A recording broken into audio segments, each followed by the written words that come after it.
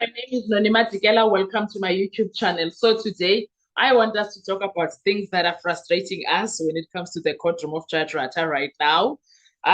It's Thursday, the 12th of sorry, it's Thursday, the 12th of March 2026, and it's the third week with Bongani Ntanzi on the stand with uh Advocate Baloyi, the cross-examiner, who is the state senior advocate and senior prosecutor in the Senzo Meyiwa case. Okay, so right now I want us to talk about why most people are really overwhelmed and frustrated about what is happening in court when people follow a trial closely, especially one is emotional charge as the case involving Senzo Meyiwa, and it can feel personal when the proceedings look so unfair or inconsistent, and people's reactions is understandable when it comes to these things. So that's what I want us to look into right now. Let me break it down. Let me break down the main issue that I'm raising when it comes to people's concerns, because they are actually common debates in the courtroom. What we are also experiencing as people that are observing or watching the case. Okay, firstly, let's talk about re-examination versus leading evidence. There's a lot of things that are going on there. People are worried about a lot of things in courtroom procedure. Re-examination is something that happens after cross-examination and is supposed to clarify issues raised during cross-examination, not introduce completely new evidence. So if a lawyer starts leading the witness or introducing new material that was not raised before, the other side can object to that. Okay. And judges sometimes allow it if they believe it clarifies confusion created during cross-examination. So that is why it can look like the rules are bending a bit, even though technically the judge has discretion. Okay. The second thing that is problematic, people that are discussing experts being challenged, right? And it's okay that you guys are reacting to the idea that experts can be questioned or even rejected. I already did a video about this. Expert witnesses do not decide the case. The judge is the final evaluator of the evidence.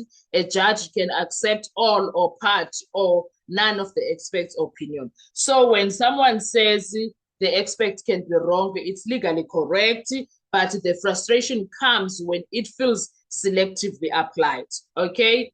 The other frustration that people are facing currently, because it's a lot, guys. While it can feel like the state has an advantage when it comes to all of this situation in the courtroom of Judge Rata, in many criminal trials, the state proceedings or the state present its case first, often over months, years, depending. Ubaloyi presented his case over plus minus 24 months. The defense has also the opportunity to come through after that to dismantle the case, the state case, piece by piece, okay? Because the prosecution already structured the narrative. It can feel like the defense is constantly reacting rather than controlling the direction. But what we are seeing here, the defense does not need to do much. They just need to deal with contradictions, reasonable doubts. That's it. All the way, that's what they need to do. That imbalance can create the perception that the system is titled, even procedurally, both sides technically have rights, okay? The fourth thing that frustrates the people from the other side of the state, but is exciting for the defense side, is that witness confidence. Yeah, when at the witness confidence, it frustrates other people to the core. We are enjoying it who are supporting Bongani Ntanzi. When a witness doesn't back down under pressure, people often interpret that as credibility. But courts look at other factors too, consistency with evidence, which Bongani is passing with height, with distinctions, cum laude, if you ask me. Contradictions in the testimony. Maybe there's a bit here and there. It's not much. It's nothing useful against Bongani in real courts, okay? Not the tavern court. Corroboration from other witnesses. Well, he's doing great. Forensic or digital evidence, Bongani is handling that very well. So confidence alone isn't decisive, but it definitely sharpens or shapes how people watching perceive the testimony, which Bongani, Unama distinctions when it comes to that. There's nothing you can do. The fifth point that people are stressing about, the emotional side of following the trial. Oh God, we are always crashing out in Judge Bratta's courtroom. Long trials can become emotionally draining for observers because they are constant legal technicalities. Rulings may seem inconsistent. Progress can feel slow or unfair. That emotional reaction that I'm busy describing, anger, exhaustion, disbelief, is actually very common for people deeply invested in a case. Okay, so one thing just to remember when it comes to that, the moment that feels most chaotic in the middle of a trial often looks very different once closing arguments and judgments happen, because that's when the judge must justify every decision using law and evidence. Hence, I'm one of those people that is confident Judge Bratta has nothing to find the guy is guilty on. When he's going to use law, through law and evidence, he has nothing there. The law is going to force him to look at the evidence. And then when he's looking at the evidence, he will have no choice but to deal with what he has on his end. He has nothing. So everything that he has now is something to work on. Do you understand?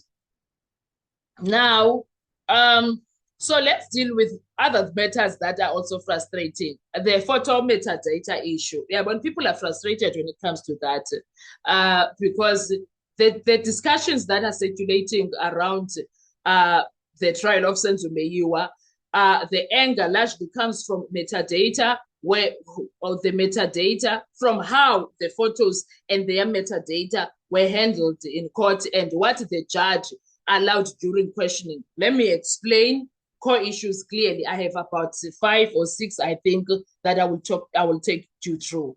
The photo metadata issue. Metadata is a hidden technical information inside a digital photo. It can include the date and the time of the photo was taken, the device used, the phone or camera, sometimes GPS location, the date it was saved or transferred to another device.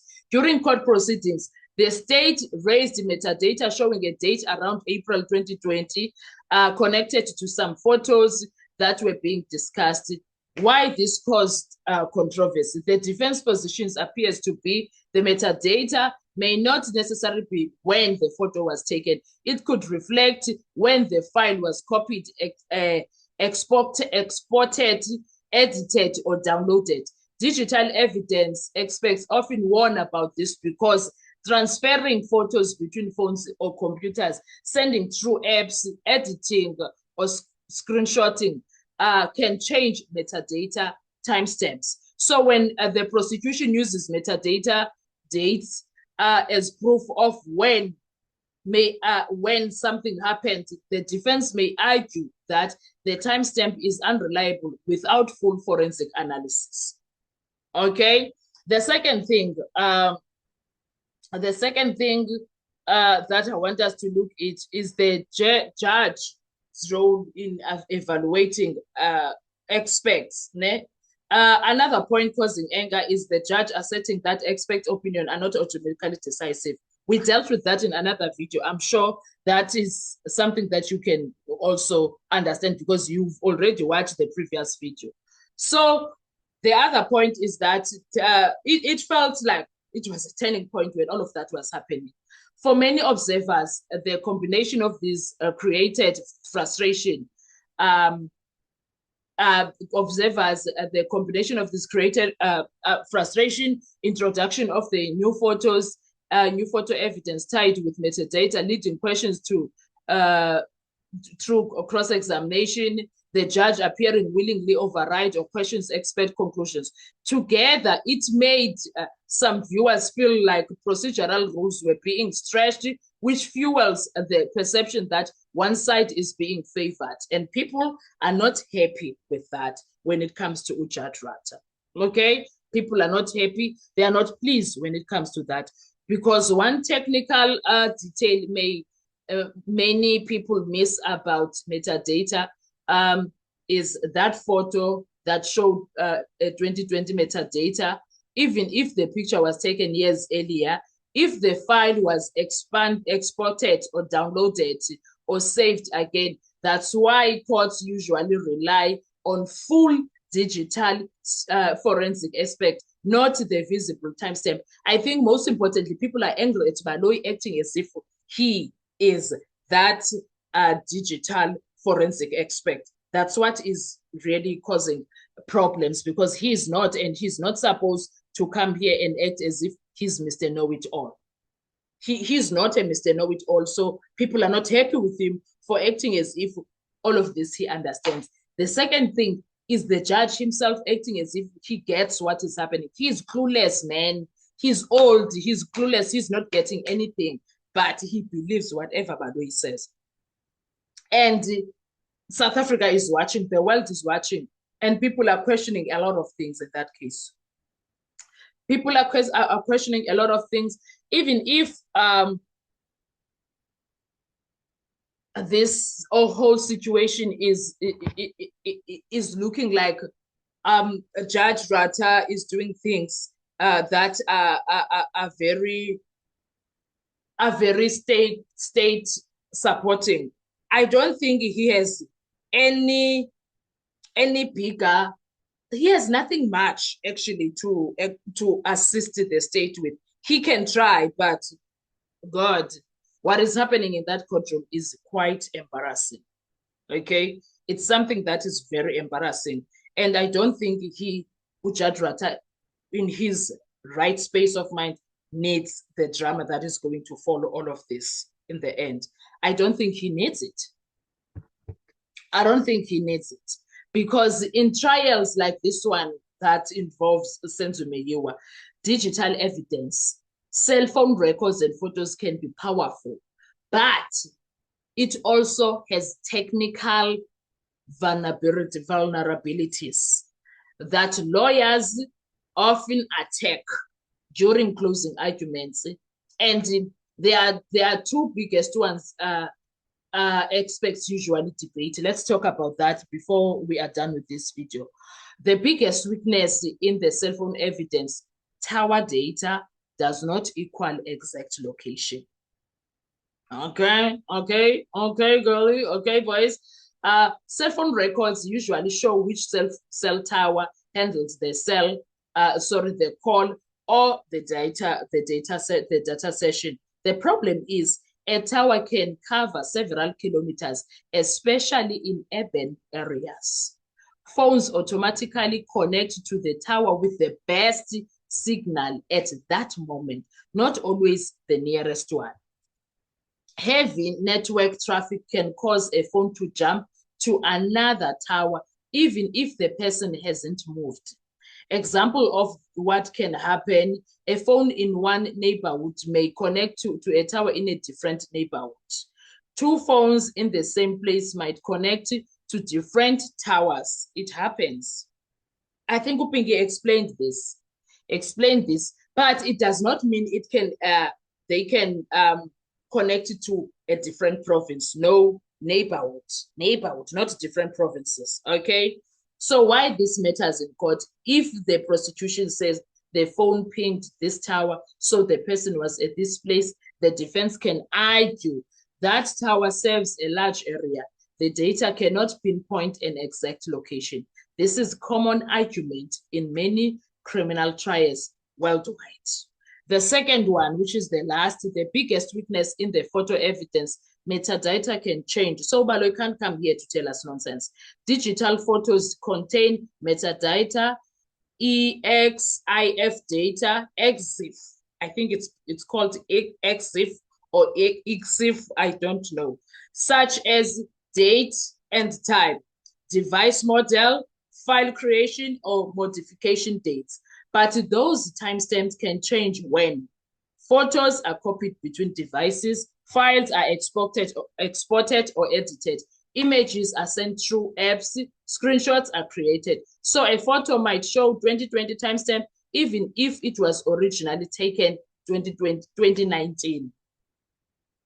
Why lawyers challenge this? Without a full digital forensic extraction of the original device, a visible timestamp alone may not prove when the photo was taken.